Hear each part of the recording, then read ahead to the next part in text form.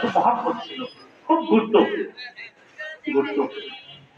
একদিন এক সফরে গেছে, এক সফরে গিয়া রাত হয়ে গেছে। তো হুজুরের কাছে সামান ছিল, পাক করে খাওয়ার মতো সামান ছিল। লম্বা সফরে গেলে তো চিনিতে হয়, আমরা 3 দিনের জন্য চিল্লার জন্য দপলেগে যাই, আমাদের সামান দরকার হয় না।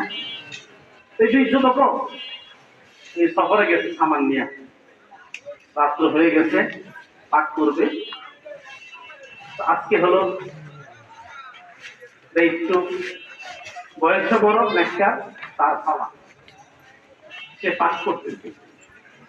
আরেকদিন শুয়ে আছে, শুয়ে শুয়ে বন্ধুর কাজগুলো দেখছে। তো সফর লম্বা, সে আগে পাক করতে, এখন তার ফিরে আসে, সে বিশ্রাম করতেছে আর বন্ধুর পাকগুলো দেখছে। টাকা দেখে এক পর্যায়ে বন্ধুদের পাক করতেছে, তোর আগুন নিভা গেছে। চলে আগুন যখন নিভা গেছে, এই যুবক আর ফুটও দেয় না, নিজের হাত দিয়ে শুধু ভিতরে একটা লাড়া দিচ্ছে, আগুনের মধ্যেই তাপের মধ্যে হাতে দিয়ে দিচ্ছে, নাড়া দিচ্ছে। যখন নাড়া দিছে আগুন জ্বলে গেছে। ওই শুয়া দিছে যুবক, বন্ধু দেখছে, দেখা চিৎকার দেওয়া, কিরে বন্ধু,